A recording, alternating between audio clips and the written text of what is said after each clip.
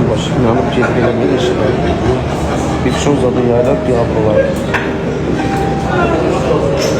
Başka ne yapsınız? O söz.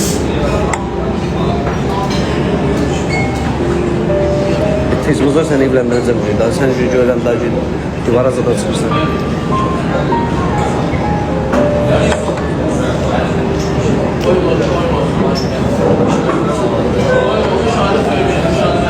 Salam aleyküm kardeşler, bacılar, analar, neneler, bibiler, xalalar. Təzili surətdə evlənməyə xanım axtarır. Əlaqə nömrəsi, kafemizin nömrəsini zəng eləyə bilərsiniz. Qısırlaşdırın reyalı. Niyə? Bu nə deməkdir? Kısırlaştırın diye. Allah qam yazı için reyalı qısırlaşdır. O nə demək?